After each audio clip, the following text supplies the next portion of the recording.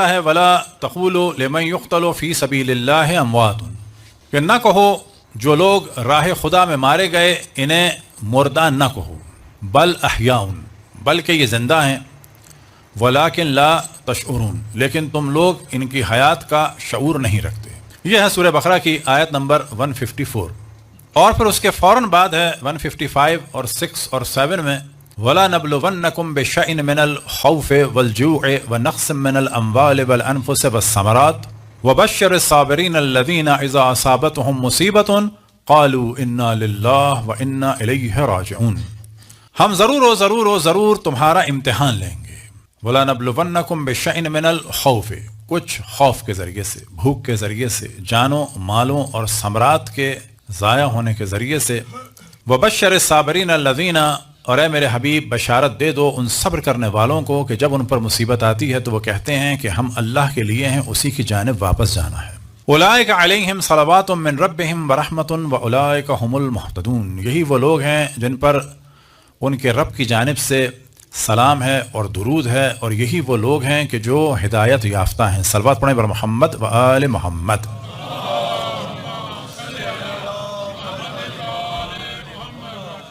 اسلام واقعی یعنی اسلام محمدی، علوی، فاطمی، حسنی، حسینی، سجادی، باقری، جعفری، کاظمی، رضوی، تقوی، نقوی، عسکری و مہدوی، کہ جو در حقیقت مکتب شجاعت ہے اور مکتب شہادت۔ اور ہمارا یہ عقیدہ ہے کہ 14 معصومین میں سے جو 13 دنیا سے گئے وہ سب کے سب شہید ہوئے، اور جو 14ویں ذات مقدس ہے معصومین کی، یا بالفاظ دیگر 12ویں امام حضرت حجت ابن الحسن العسکری المہدی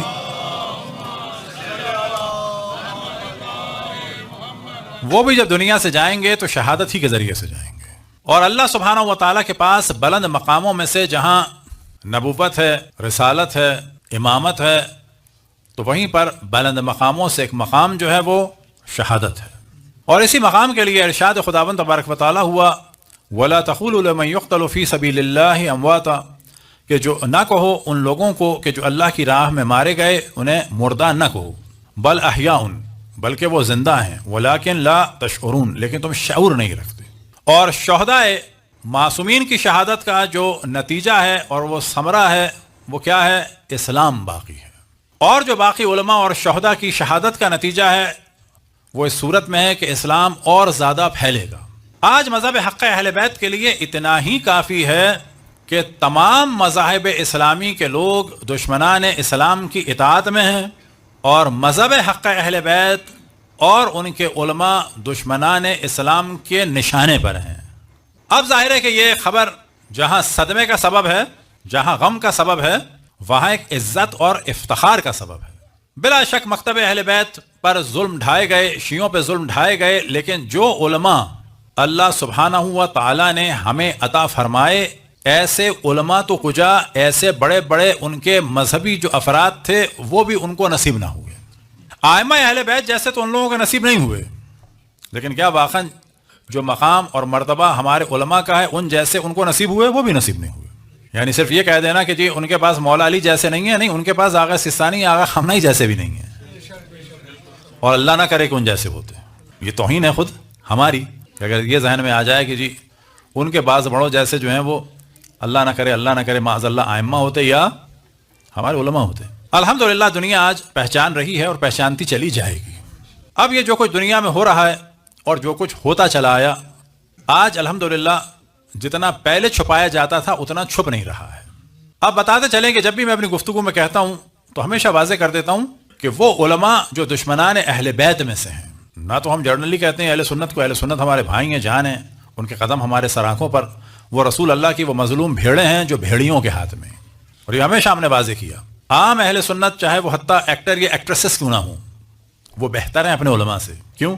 ان کو اگر آپ سنیں گے تو وہ کہہ رہے ہوں گے صلی اللہ علیہ وآلہ وسلم، لیکن ان کے جب ملاؤں کو آپ دیکھیں گے تو وہ بہت الرٹ ہو کر کہتے ہیں صلی اللہ علیہ وسلم، کہیں آل نہ آ جائے زبان پہ۔ تو یہ تو ایک طرح امتیاز ہے عالم اسلام میں مذہب حق اہل بیت علیہ السلام کو کہ جو اسلام واقعی اور حقیقی محمدی علوی ہے۔ اب اگر دیگر ادیان پہ بھی دیکھا جائے جو ان کا حال ہے وہ سب ان لوگوں کو پتہ ہے۔ اور جو یہ کام ہوا اس کا حساب آخرت میں تو ہوگا لیکن دنیا میں بھی ہوگا. اور دھوکہ دینے کا وہی طریقہ ہے کہ جو شاطر اقوام ہمیشہ دھوکہ دیتے آئے ہیں کہ مذاکرات کے دوران ان پر حملہ کیا. اور آج کی جو خبر ہے خصوصاً واشنگٹن پوسٹ وغیرہ نے 5-6 امریکن افراد کے ریفرنس سے لگائی ہے کہ اس حملے کے لیے جو بہت اصرار کیا وہ سعودی عرب والوں نے اور اسرائیل والوں نے کیا. وہ بھی اپنے انجام پہ پہنچیں گے. وہ سمجھ رہے ہیں کہ ان کے پاس یہ سب کچھ رہے گا. کچھ نہیں رہے گا ان کے پاس. وہ انتہائی ذلت کے ساتھ اپنے ہی ممالک میں ان کے غلام بن کے رہیں گے. حتیٰ جو مال ہے وہ بھی ان کو ملے گا. اگر آج 100% مل رہا ہے تو ایک وقت آئے گا کہ ان کو 1% یا 2% ملے گا. فقط ایک پاپٹ کی صورت میں ان کو رہنا ہوگا. صرف 1 یا 2% ملے گا. یہ سب چلا جائے گا دوسروں کے ہاتھ میں. اور یہی ہوتا چلا آیا ہے. اور یہ بادشاہتوں کا سلسلہ ہمیشہ رہا. اور ایک جو بہت واضح فرق ہے مذہب اہل بیت میں اور دوسرے مذاہب میں، گو کہ بہت سارے فرق ہیں لیکن ایک فرق کی جانب توجہ دلائیں. درباری ملا کا کانسیپٹ. درباری ملا کا کانسیپٹ جو ہے وہ صرف مذہب اہل بیت میں ہم کسی کو کہہ سکتے ہیں درباری ملا. ہم کسی کو کہہ سکتے ہیں کہ درباری ملا نہیں ہونا چاہیے. باقی مذاہب اہل سنت میں جو ملا جتنا درباری ہوتا ہے اتنا ہی مقدس ہوتا ہے. وجہ یہ ہے کہ ہمارے ہاں امامت کے لیے عصمت شرط ہے. اور وہاں پر کیا ہے کہ امام فاسق اور فاجر اور زانی اور شرابی سب کچھ ہو سکتا ہے، چاہے وہ ابتدا سے ہو اور چاہے وہ بعد میں ہو جائے. ایک اہم ترین کتاب ہے ان کی عقائد نصفی. اس میں جو خاص موضوع ہے امامت کے بارے میں وہ کیا ہے؟ لا ينعزل الامام بالفسق والجور، کہ امام فاسق اور ظالم ہونے کی وجہ سے معزول نہیں ہوگا. ہمارے ہاں امام کے لیے شرط کیا ہے؟ معصوم ہو. مولوی کی 2 رکعت نماز کے لیے شرط ہے کہ آپ کے نزدیک کم سے کم عادل ہو. یعنی آپ کو نہ پتا ہو کہ وہ حرام کرتا ہے، لیکن اگر آپ کو پتا چل جائے اور جب تک اس کے ترک کا اور توبہ کا یقین نہ ہو جائے نماز نہیں پڑھ سکتے. فخر کرنا چاہیے کہ مذہب اہل بیت میں ہے کہ ہم 2 رکعت نماز نہیں پڑھ سکتے ایک فاسق اور فاجر اور زانی اور شرابی کے پیچھے. اور وہاں پر کیا ہے کہ امام اور خلیفہ ابتداءً بھی فاسق اور فاجر اور زانی اور شرابی ہو سکتا ہے، اور اگر وہ نہ ہو اور ہو جائے تو کیا ہے؟ لا ينعزل الامام بالفسق والجور، کہ امام فاسق اور ظالم ہونے کی وجہ سے. اور اس کے حاشیے میں جو علماء نے عبارتیں لکھی، کیا لکھی کہ مثال کے طور پر شراب اور زنا اور ظلم میں کیا لکھا کہ اللہ کے بندوں پر ظلم، یعنی ظالم جو ہے وہ خلیفہ ہو سکتا ہے. اسی طرح سے اگر کوئی فاسق و فاجر اور زانی اور شرابی حملہ کرے اور پہلے والے حاکم کو ہٹا کر یہ قابض ہو جائے تو جیسے ہی اس کا تسلط ہوگا وہ خود بخود اولو الامر اور خلیفۃ المسلمین اور امام بن جائے گا. اور اس غلبے کے ذریعے سے جو امام بنتا ہے اس کو فقہ اہل سنت میں کہا جاتا ہے امام المتغلب. ایسا نہیں چیزیں ہیں ان کے عقائد کی. ہمارے یہاں کیا ہے کہ امام جماعت بھی جو ہے وہ اگر فاسق ثابت ہو جائے تو نماز نہیں پڑھ سکتے، چاہے وہ سگا بھائی ہو چاہے باپ ہو. تو ہمیں فخر کرنا چاہیے پہلے مرحلے میں کہ ہمارے پاس اسلام واقعی ہے. وہ اسلام واقعی جو ہے وہ زبان چلانے سے نہیں ہے، وہ اہل بیت کے ذریعے سے. اب کیونکہ اہل بیت کا مقام سب سے بلند ہے تو جو اہل بیت سے وابستہ علماء ہیں ان کا مقام بھی بہت بلند ہے، اور اہل بیت سے وابستہ جو افراد ہیں ان کا مقام بھی بلند. وجہ کیا ہے؟ یہ اپنا ذاتی مقام نہیں بلند، یہ اہل بیت سے وابستگی کی وجہ سے بلند. انقلاب اسلامی کے بعد جو سب سے بڑا پرابلم پیش آیا رشیا کو اور امریکہ کو وہ یہ آیا کہ دنیا ڈیوائیڈ تھی 2 حصوں میں، رشین بلاک اور امریکن بلاک. اور یہ ضروری تھا کسی ایک جگہ پر رہا جائے. اور سب سے پہلے جو کہا جا سکتا ہے کہ ایک ہمارے مرجع اور عالم کے ذریعے سے اس پولیٹیکل ورلڈ میں جو ایک نعرہ بلند ہوا وہ کیا بلند ہوا؟ لا شرقیہ ولا غربیہ، نہ ان کا نہ ان کا، نہ مشرق کی نہ مغرب کی. یہ ایک اہم ترین موضوع تھا اور یہ ایسا موضوع تھا جو دونوں لابیز کے لیے خطرناک تھا. اللہ کا شکر ہے کہ وہ جو رشیا تھا وہ بھی ڈیوائیڈ ہوا اور یہ بھی ڈیوائیڈ ہوگا. ابھی تو اس کی ایک فائل کھلی ہے ایپسٹین فائل کی صورت میں، اور اس وقت اس پر بہت بوجھ ہے. یاد رکھیں اس شیطان پر اس پر بہت بوجھ ہے کیونکہ کبھی بھی اور چیزیں کھل سکتی ہیں، وہ روکی گئی ہیں. اور ساتھ میں خود ڈسکس ہو رہا ہے کہ وہ آدمی اس وقت زندہ ہے یا نہیں ہے، اور ہے تو کہاں ہے، کس ملک میں ہے، اور کس کے لیے جاسوسی کر رہا تھا، یہ کیوں لوگوں کو ان کاموں میں لگا کہ کن کن کو بلیک میل کرنا چاہتا تھا. تو چیزیں کھلیں گی اور آپ دیکھیں گے کہ انشاءاللہ یہ سارے ظالم ذلیل و خوار ہوں گے. ہمارے دشمنوں کو خداوند تبارک و تعالی آپس میں مشغول فرمائے، ایک دوسرے کے خون کا پیاسا بنائے، ایک دوسرے کے جان کا دشمن بنا دے. اس دعا کی قبولیت کے لیے پر محمد وآل محمد صلوات.